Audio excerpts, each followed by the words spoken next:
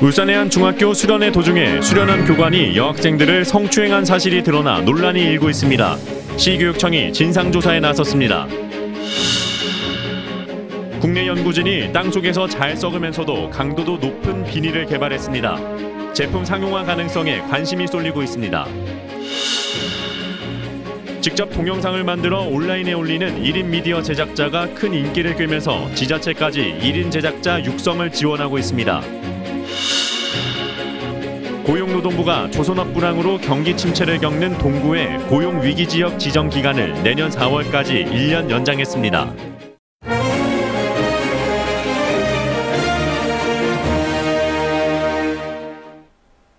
안녕하십니까. KBS 9시 울산뉴스입니다.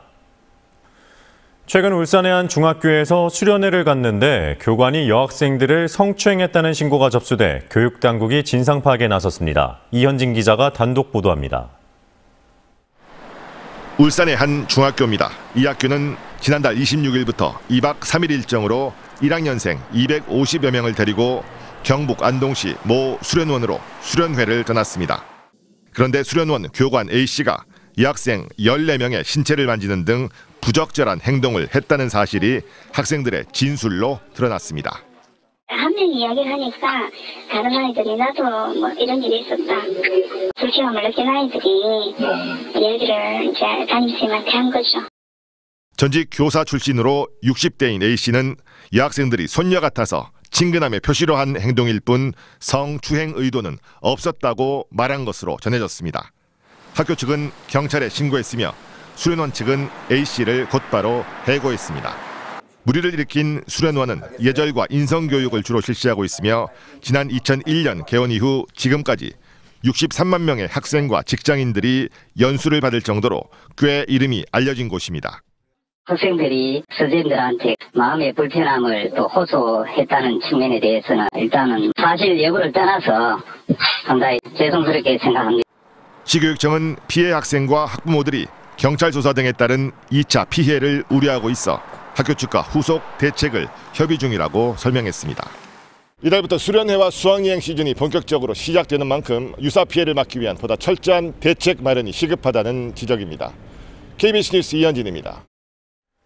여학생들을 성추행하고 상습학대한 혐의로 구속 기소돼 재판을 받고 있는 초등학교 교사가 파면됐습니다. 울산시 교육청은 최근 징계위원회를 열어 A씨를 파면 조치했다고 밝혔습니다. A씨는 지난 2017년 3월 자신이 근무하던 초등학교에서 여학생 3명을 6차례에 걸쳐 성추행하고 13명의 학생들을 수십 차례 학대한 혐의로 1심에서 징역 1년을 선고받았습니다. A씨는 1심 결과에 불복해 항소한 것으로 알려졌습니다. 최근 플라스틱 쓰레기 처리가 심각한 사회 문제가 되고 있는 가운데 국내 연구진이 땅속에서 분해가 가능하면서도 잘 찢어지지 않는 친환경 비닐을 개발해 화제가 되고 있습니다. 보도에 남미경 기자입니다. 한국화학연구원의 연구진이 최근 개발한 생분해성 고강도 비닐입니다. 바이오 플라스틱을 기반으로 한 이 비닐은 간이 실험 결과 땅속에서 6개월 안에 100% 분해됐습니다. 비닐의 강도는 어떨까? 흔히 쓰이는 석유화학 기반의 비닐 제품에 5kg 아령을 매달자 비닐이 힘없이 찢어진 반면 연구진이 개발한 비닐은 20kg짜리 아령에도 버팁니다. 기존의 생분해성 비닐은 땅속에서 분해는 가능했지만 쉽게 찢어지는 게 단점이었습니다. 이번에 개발된 생분해성 고강도 비닐은 이런 문제점을 보완한 게 핵심입니다. 특히 연구팀은 목재 펄프와 개 껍데기에서 추출한 보강제를 활용해 강도가 약한 바이오 플라스틱의 한계를 극복했습니다. 목재와 개 껍데기에서 추출한 나노 섬유입니다. 이 섬유를 기존의 바이오 플라스틱에 첨가하면 안전벨트 소재로 쓰이는 나일론처럼 질긴 비닐봉지를 만들 수 있습니다. 이번 연구 결과는 과학기술 분야 해외 저명 학술지 3곳에 소개됐고 국내 특허로도 2건이 등록됐습니다. 사용하고 난 뒤에 폐기를 해도 전혀 환경에 부담을 가지 않는 소재이기 때문에 친환경적이면서 사용 편의성도 높은 제품이라고 할 수가 있습니다. 연구진은 이처럼 분해성과 강도를 모두 갖춘 비닐봉투와 빨대 시제품 생산에도 성공했다며 제품의 상용화 가능성도 머지 않았다고 덧붙였습니다. KBS 뉴스 남미경입니다. 직접 영상을 만들어 동영상 사이트에 올리는 1인 미디어 제작자가 큰 인기를 끌고 있는데요. 미래 유망 사업으로 판단해 1인 제작자 육성을 위해 지자체까지 지원에 나섰습니다. 보도에 김홍희 기자입니다. 지난해 교육부가 조사한 초등학생 장래희망 조사에서 5위를 차지한 유튜버. 유명 글로벌 동영상 사이트인 유튜브에 영상을 올리는 1인 미디어 제작자를 말합니다. 인기 유튜버는 조회수에 따라 한 달 수익이 수천만 원에 이르는 것으로 알려졌습니다. 유튜버의 인기가 커지면서 1인 미디어 제작자도 가능성 있는 직업으로 주목받고 있습니다. 이를 위해 컴퓨터 학원에는 영상 제작 과정을 배우려는 사람들이 부쩍 늘었습니다. 이 컴퓨터 학원은 올해 동영상 편집반을 2배로 늘렸습니다. 제가 올린 영상이 아무래도 초보다 보니까 실력이 미흡하다 보니까 잘 안 되더라고요. 그래서 이제 학원을 찾게 됐고. 급기야 정부와 지자체까지 영상 콘텐츠 제작자 육성 교육에 나서고 있습니다. 10개월 동안 정부 지원을 받아 1인 제작자 교육을 듣는 청년들입니다. 이제 주변에서 회사를 그만두고 이 유튜브를 한다고 하니까 굉장히 많이 걱정을 하더라고요. 근데 그 힘든 뒤에는 분명히 꽃길이 있을 거라고 생각하기 때문에.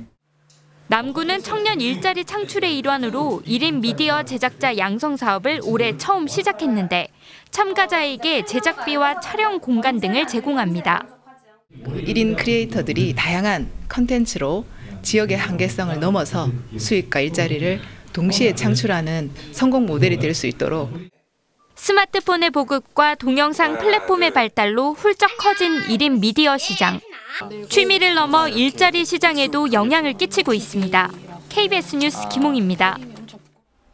울산시 의회가 원자력발전소 고장 정지 후 재가동 시 자치단체장 동의권을 행사할 수 있도록 법령 개정에 나서줄 것을 울산시에 촉구했습니다.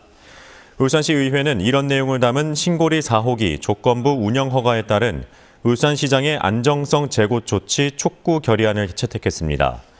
울산시 의회는 결의안에서 신고리 4호기 시험 가동에 앞서 시장은 안전성에 대한 시민 의혹을 해소하기 위해 정부의 민관 합동조사단 구성을 건의할 것도 주문했습니다. 당초 오늘 종료 예정이던 동구의 고용위기 지역 지정 기간이 내년 4월 4일까지로 1년 연장됐습니다. 고용노동부는 고용정책심의회를 열어 이같이 결정했다고 밝혔습니다. 이에 따라 울산 동구는 위기에 취약한 근로자의 생계부담 완화, 맞춤형 재취업과 직업훈련 기회 확대, 그리고 고용유지와 일자리 창출을 위한 지원을 계속 받을 수 있게 됐습니다. 동구는 고용위기 지역으로 지정된 지난 1년간 청년 고용 추가 장려금 등 210억 원의 국비를 받았습니다. 정부가 예비 타당성 조사 기간을 평균 19개월에서 1년 이내로 단축하고 비수도권에 대해서 경제성 비중을 줄이고 균형 발전 비중을 높이기로 하면서 울산의 현안 사업이 탄력을 받을 것으로 보입니다. 울산시는 1조 1,700억 원대 규모의 울산권 광역철도와 5,900억 원 규모의 부유식 해상풍력 실증 프로젝트, 그리고 5천억 원의 조선해양 플랜트 연구원 설립 등 정부 예타를 거쳐야 하는 11개 현안 사업을 추진할 수 있는 발판을 마련했다고 밝혔습니다. 더불어민주당 이상원 의원이 기획재정부에 외곽순환고속도로를 전액 국비로 건설할 수 있도록 해달라고 요청했다고 밝혔습니다. 이 의원은 구윤철 기재부 2차관과의 면담에서 울산 외곽순환고속도로는 국가균형발전 차원에서 꼭 필요한 사업인 만큼 전액 국비로 진행될 수 있도록 기재부에서 전 구간 고속도로 건설로 추진해달라고 촉구했습니다. 이 의원은 또 울산 북구 지역 주민들이 가칭 송정역 연장 운행을 간절히 원하고 있다며 주민 편의를 위해 광역전철 연장 운행이 필요하다고 강조했습니다.